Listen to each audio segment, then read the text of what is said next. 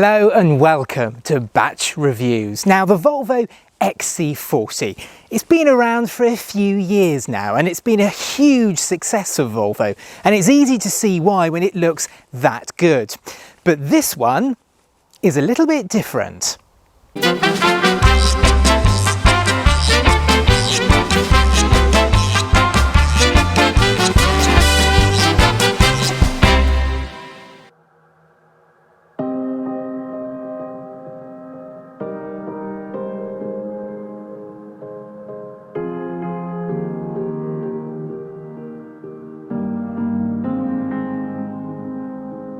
It certainly looks like any normal Volvo XC40.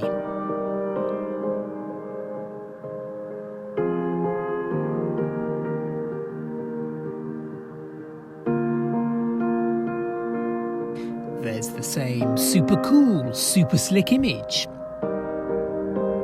And with its pin-sharp creases,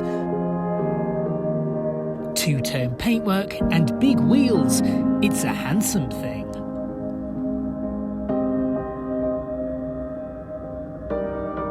Now, under the bonnet of the XC40 you usually find a big engine, but under this one there's a tiny little one with lots of orange wires, which can only mean one thing: electricity. Those orange wires give a clue to what this is. But of course, if you were paying attention to the title of this video, you'll know this is the XC40 T5 Recharge plug-in hybrid.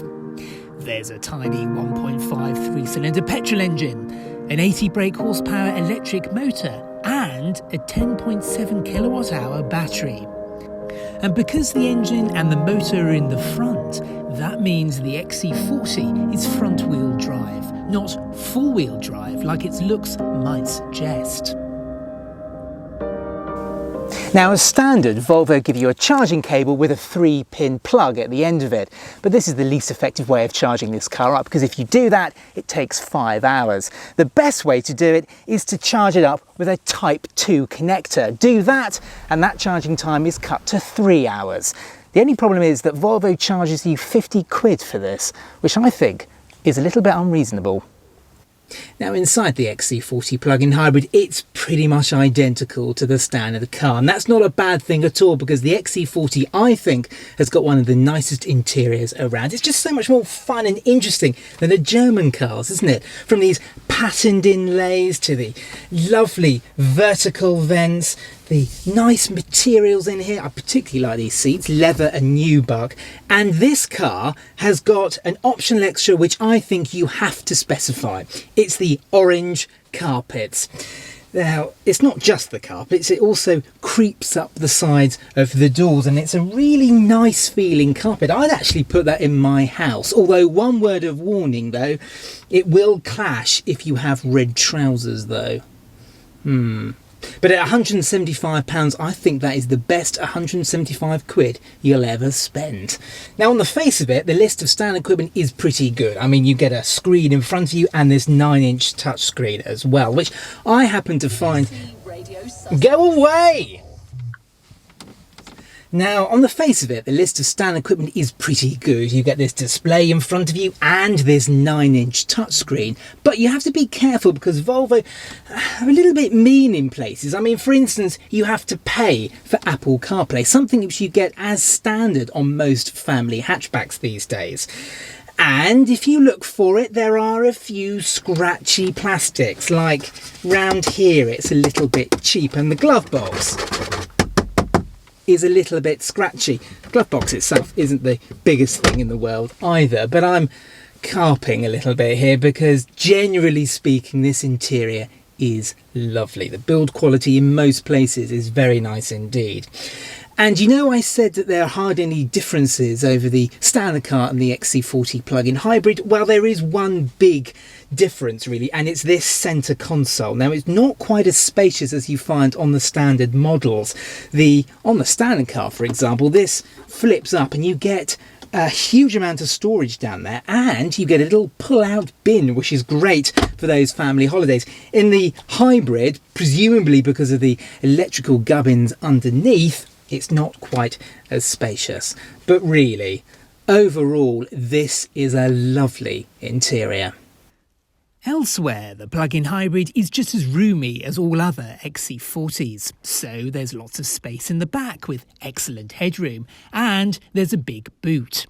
Sadly though, if you go for a space-saver spare wheel, you have to carry the charging cables in a big bag in the boot, and you can't get a clever boot floor in the hybrid. It's a shame because it folds up, giving hooks for your shopping bags in other XC40s. That aside though, what you really want to know is what it's like to drive.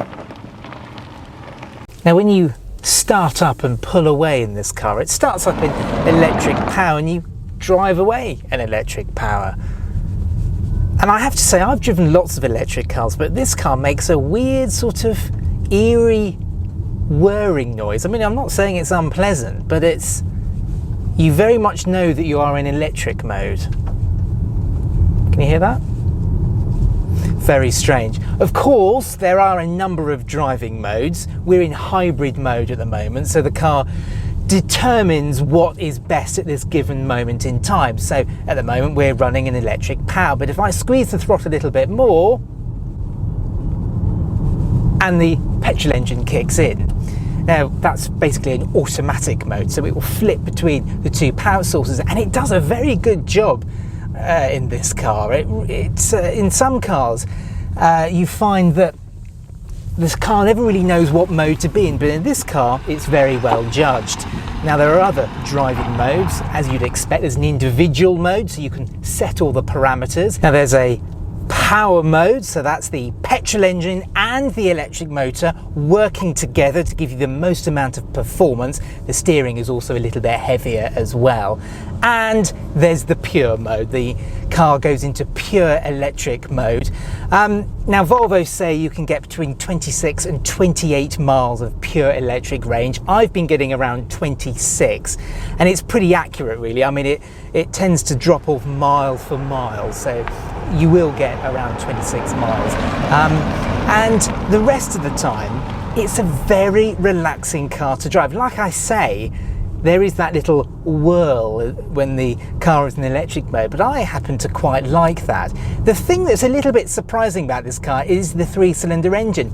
It's very hushed, I have to say, and it doesn't make itself too vocal, but when you do hear it, it's a little bit of an unusual sound. You don't expect to find it in a premium Volvo SUV. But like I say, the engine and the electric motor work very well together. In fact, this is one of the nicest plug-in hybrid SUVs I've driven in quite some time. Now, if you're expecting this car to perform like an old T5, because after all, there is a T5 on the boot lid of this car, then you're going to be sorely disappointed, because of course, there's 3 cylinders, there's not 5 cylinders, is there? But having said that, this is not a slouch by any means. There's 258 brake horsepower, and what with that electric motor, it means that the power is pretty instantaneous in this. I mean, it's not a sports car by any means. It's not a sports SUV. The suspension's a little bit soft, it tends to lollop around corners a little bit, but it's a nice, relaxing car to drive. And what with that 258 brake horsepower, it's surprisingly good fun. Now you're probably thinking, he's pretty keen on the Volvo XC40 Recharge T5 plug-in hybrid, isn't he? And I am. I happen to think it's the best small premium plug-in hybrid SUV currently on sale. But there is one word of warning. You have to make sure you've got the right lifestyle for one of these cars. You have to make sure you regularly do small journeys of up to 28 miles. Otherwise, you will not be getting anywhere close to the claimed 141 mpg. If you don't do that and you drive around in this car with purely the petrol engine and the electric range completely depleted, you're going to be getting around 36 mpg. And let's face it, 36 mpg for a car of this type and with such a small petrol engine on board isn't particularly good.